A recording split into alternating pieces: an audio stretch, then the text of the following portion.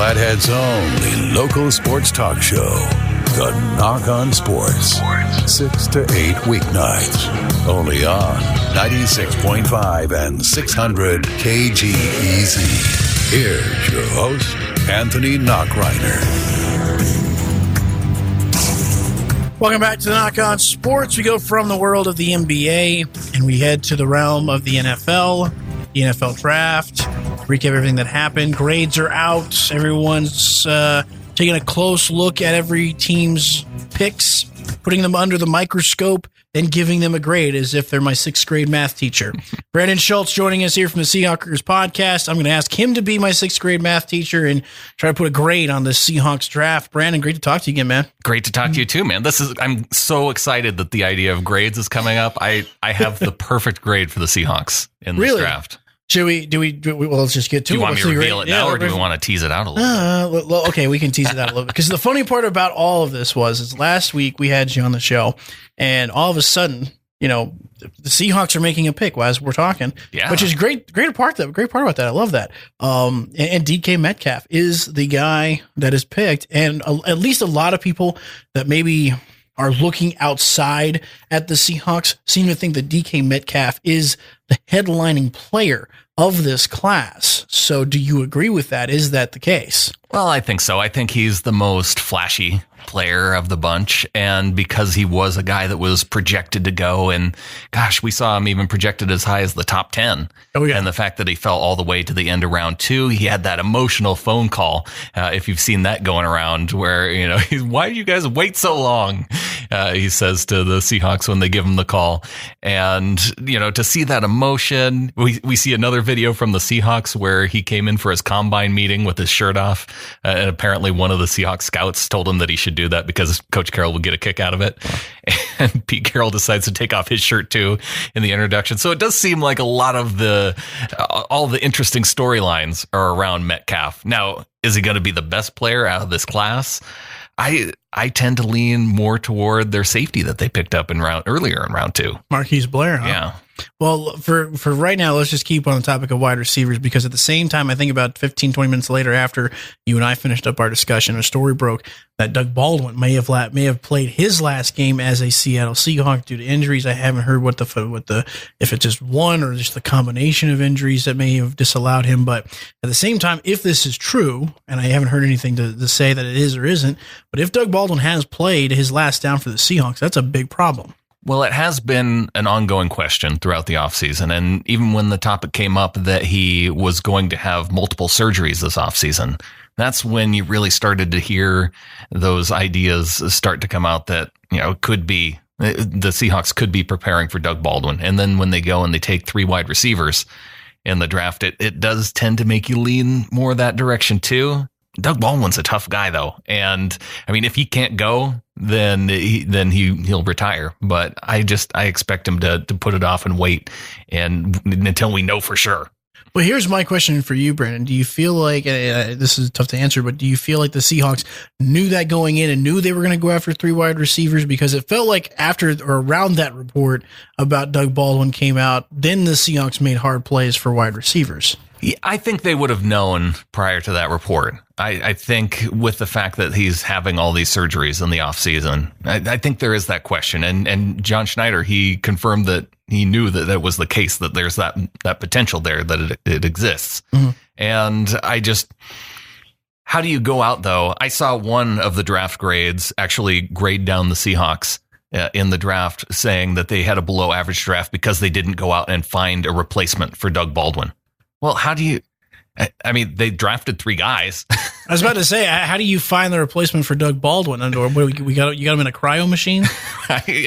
Doug Baldwin, as far as I know, was not draftable in this draft, like the new Doug Baldwin. Like, that wasn't happening. Yeah, the 2019 model. I didn't know it hit stores already. It didn't. And the other thing about Doug Baldwin, he went undrafted. Yeah. So how do you draft a guy to replace someone who went undrafted? The Seahawks have been really good about finding guys. And I think they probably saw a guy like John Ursua, who out of Hawaii, that had that same type of quickness that Doug Baldwin has, and thought, well, maybe this is a guy that could develop. Well, and I was going to say, you guys took 3. You just talked about Ursua from Hawaii. Another one that I think from what I've read, it's a lot of people that are high on is Gary Jennings from West Virginia, another good wide receiver. But you got 3 there that helps with that depth, and you still have Tyler Lockett, obviously. But wide receiver, a big part of it. We're going to talk about Marquise Blair, but who was there? Because you talk about the 4th, the 5th, the 6th, and the 7th. There's where a lot of the picks came from. You guys traded down a lot, turned 4 into 11. Again, great job by Schneider there. But you took wide receiver, guard, defensive back, linebacker, running back, defensive tackle, and then wide receiver. Do you feel like that was right? You feel you okay with what you guys have? Did you feel like you missed anything that you should have gotten? I think one of the things that we talked about after round 2 was knowing that 3 of the biggest areas of need for Seattle was defensive line, wide receiver, and defensive back. And they addressed those with the first 3 picks. And then beyond that, it just kind of feels more like depth moves. If I had any kind of criticism about it, it would be that they didn't take another defensive lineman until the 6th round with DeMarcus Christmas. That just tells me that they they addressed that after the draft, saying, well, we still have more work to do in free agency, and they brought in Ziggy Ansah here this last week. That's right. Yeah. So, whether it's Ansah, they brought in Perry ahead of the draft. So I think they have a plan to use some of that savings from the Frank Clark contract to try and get some veteran help. Apparently, Tampa Bay is shopping Gerald McCoy. I don't know if Seattle wants to get in on that trade because Cleveland's making a very strong push. I don't know if you guys want to get on it because apparently we're shopping Gerald McCoy around, our all-pro defensive tackle. Well, the other thing about Seattle is that they do have 11 picks now in next year's draft. So that gives them a lot of ammunition now for some of those, to make some of those veteran deals, right? Where people are saying, where some of these teams like McCoy, where Tampa might not be able to keep him under contract, too expensive. Would Tampa take a 3rd round pick, a 2nd round pick? What would be the compensation? And now that they're loaded for next year, they can use that to help make deals. Well, and then going to free agency, you want to see Ziggy Ansah? I mean, he was really highly coveted in the draft, but he's had a couple good years with Detroit. But other than that, I kind of forgot about him. He's probably a guy that you could get under some kind of incentive based contract to where you say, well, if per game roster bonus, right? So with all the injuries that he's had, they would want to kind of protect themselves in that way. And Ndamukong Suh is still out there too. I wasn't super impressed with what he did during the season last year, but in the playoffs, he was solid. Yeah, but he's going to come with a price tag. Sure, yeah, and it depends. It has to be some price, right? That a team decides to pay him. Well, I just don't think it's going to be the price he wants because I'm sure he still thinks he's making. He probably. I think he's going to be looking for anywhere from $8 to $12 million in one season, at the least. Yeah, and maybe he gets some kind of incentive-based contract too, to where you want him to show the kind of play that he had in the playoffs throughout the regular season. My featured guest is Brandan Schultz from the Seahawks podcast as we were breaking down the Seahawks draft. Brandan, we've been teasing about this. We're going to break that. We're going to get his grade for the Seahawks draft. We'll do that next year on the Nach On Sports. Still joining me here in studio on the Nach On Sports is my good friend Brandan Schultz from the Seahawks podcast. Brandan, we were talking about your draft grades, and we're going to just hold on for 30 seconds here because I want to reveal here's how the Seahawks were graded, not drafted. Here's how the Seahawks were graded by others in the media. Fantasy Pros gave the Seahawks a D+ grade for their draft. NFL.com's Chad Reuter gave the Seahawks an A+ for their draft grade. Nice. SB Nation, a B-. CBS Sports' Pete Briscoe gave it a B. And then Yahoo's Eric Edholm gave him a C+. So kind of all over the spectrum there. I don't like getting good grades from Briscoe. That worries me a little bit. I was about to say, what is the deal with Seahawks fan and Briscoe?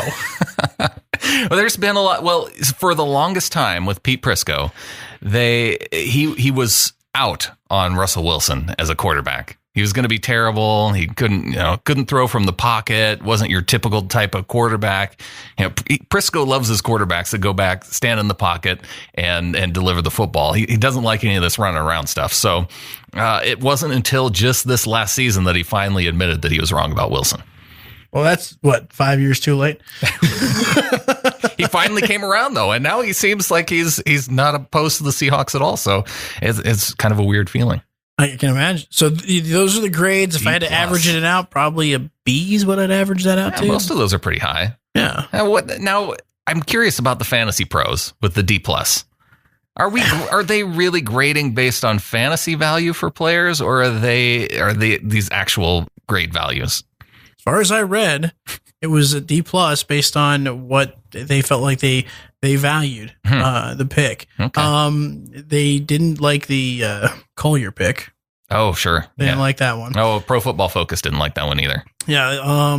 They didn't. They thought you guys took Cody Barton too high. Oh, sure. At the same time, they had some other complaints, but they felt like the biggest complaint they had was they felt like you did not address the defensive pass rush situation, considering the fact you traded Frank Clark. So I think that was the broader stroke of the D+. I have a big problem with this concept of criticizing teams for reaching for players.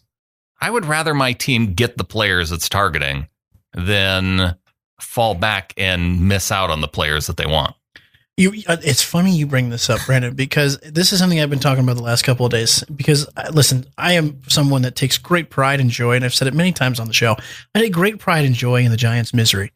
And I'm watching Giants fans and Giants media just absolutely losing their minds because they don't like Daniel Jones as a pick. Yeah. But I've said this before. If the GM likes the pick and the people in the room like the pick, they're going to take the guy because they're going to believe him, whether we like it or not. Because guess what? You, me, we don't get fired by the Seahawks. The people within the room that are making decisions, they get fired. We don't. We just keep talking about it. You know what I mean? So I think there needs to be an understanding about that, because like they base it on what they're going to look at. I mean, yeah, we're going to give grades, we're going to give opinions, but at the same time, we're not the ones that get fired. We don't get fired if our opinion's wrong. For the last few months, haven't we been talking about, and everybody in national media have been talking about how the Giants needed a quarterback to replace Eli Manning? They apparently didn't get the right one. And it's not that they got the right one. It's just that they picked him at number 6 instead of number 17. Yeah. Okay. So 11 spots difference? Right? That's what I'm saying. And so because he wasn't a good value at 6, but he was a good value at 17. I don't understand that at all. And same with, a lot of this Collier stuff. There were a couple guys still on the board when the Seahawks picked. It was like Winovich and Collier and Montez Sweat. The Seahawks moved back the first time. Sweat was still on the board when the Seahawks had their initial pick. But when they moved back to 29, Tillery and Sweat both came off the board. Okay, gotcha. But if they would have liked Sweat, they would have taken him at 21 and they wouldn't have traded back. Right. I that's what leads me to believe that someone like Collier was more in the wheelhouse of what they were looking for. And that's just because that's what they do in the past. They trade back to where they know that they can get their guy, and everybody's going to say that they reached on him. It's a cycle that we've seen from Seattle ever since the Pete Carroll and John Schneider got there. And that's why my grade for the Seahawks this year is a mango. If we're gonna make grades up, I'm just gonna make up grades. Okay. A mango, really? Okay, explain to me, how do we get to a mango? They're delicious, for one. Oh, that's it? I thought there was more. I thought there was more coming. The mango. Okay, mango's delicious. So what you're saying, Brandon, is this draft class was delicious. It was a delicious draft class. They chose well. Fair enough. A lot of potassium. Really? Oh, well, who's the potassium in this draft class? Is it DK Metcalf? Oh, yeah. Or is he the fiber? I would lean toward the fiber with DK Metcalf. Potassium's probably the linebackers. Like, you need them, but you're not sure, like, if they're really good for you or not. Like, if it's that important. Mm-hmm. But it's something, like, you talk about needing a lot. All right, then who's the sugar in this draft? Because mangoes are sweet. Ooh, that's true. Sugar has got to be Marquise Blair. And that's right. We got to talk about him. So let's talk about that. Marquise Blair, what do you like about him? I just like that they went out and they returned to that. We know from the Seahawks, they like being a physical team. And both with the Collier pick, with the Marquise Blair pick, they got guys that they know can go out and be those physical type of players. All right. What does he start? Yeah, I think based on the history of the Seahawks, I think he may not start week 1, but I think by middle toward the end of the season, it's probably going to be him and Bradley McDougald. Okay. All right. How many starters do you feel like you got out of this draft? That's a good question, because that's really how I tend to grade drafts. is if you can get 2 starters out of a draft, that's about a C. Right. Or if you get 3 and one of them's like a Pro Bowler, then that's an A. Mm-hmm. And I see out of starters, I see Blair being a starter. I'm not one of the wide receivers is probably going to end up starting. I'm not so sure about Metcalf.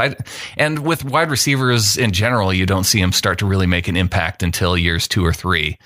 To say Tyler Lockett was that way. Yeah.